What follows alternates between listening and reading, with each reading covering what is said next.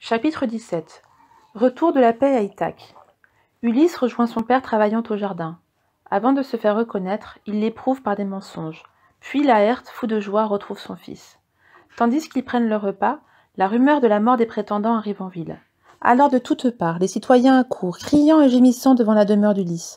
On emporte les corps pour les ensevelir, ceux des autres cités sont déposés sur des nefs rapides pour être reconduits chez eux. Puis, tous se rendent à l'agora, le cœur plein de tristesse. Quand tout le monde est là, Eupité se lève pour prendre la parole. Un deuil insupportable envahit son cœur, c'est son fils Antinos qu'Ulysse a abattu en premier. Cet homme a commis de graves crimes contre nous, Grecs. D'abord, il a emmené avec lui une foule d'hommes courageux. Il a perdu les vaisseaux, il a perdu les hommes. À son retour, ensuite, il a tué les meilleurs du pays. Allons, en route, avant qu'il ne s'enfuient à Pylos ou à Élide. Nous serons toujours couverts de honte si nous ne vengeons pas le meurtre de nos enfants et de nos frères. Il dit, et ses larmes provoquent la pitié des Grecs. Alors, sortant de la maison d'Ulysse, apparaissent Médon et le divin Aède. Médon, homme de bon sens, prend la parole et déclare. « Écoutez-moi, gens d'Ithaque. Ulysse a agi avec l'accord des dieux. J'ai vu de mes yeux un dieu debout auprès de lui.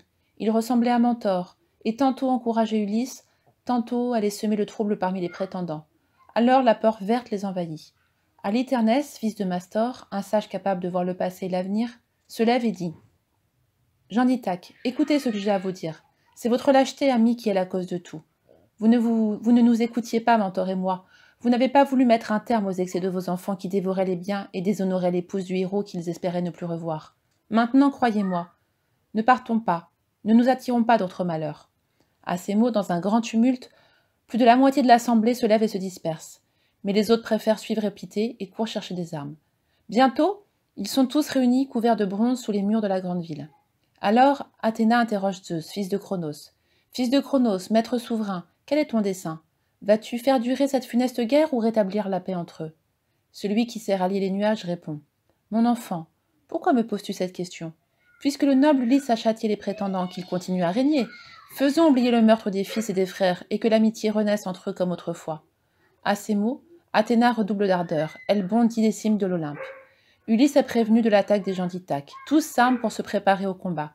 Alors Athéna, la déesse à l'œil étincelant, s'approche de Laërte et lui dit « Fils d'Archésios, quand tu auras prié Zeus et sa fille aux yeux étincelants, brandis ta lance et jette-la. » Par ces mots, Athéna insuffle au vieillard une grande force. Il jette sa lance et touche Eupité à travers son casque de bronze. Alors Ulysse et Télémaque partent à l'assaut des premiers rangs, et ils les auraient tous massacrés si Athéna n'avait élevé la voix et arrêté l'armée. « Gens d'Ithaque, cessez ce cruel combat. Ne versez plus de sang, séparez-vous. » La terreur fait tomber les armes de leurs mains. Ulysse pousse un cri épouvantable et bondit sur eux comme un aigle du ciel. Mais le fils de Cronos fait tomber la foudre aux pieds de la déesse et Athéna dit à Ulysse « Arrête! Ne prolonge pas cette lutte qui n'épargne personne, de peur que Zeus ne se mette en colère. » Ainsi dit-elle, et Ulysse obéit.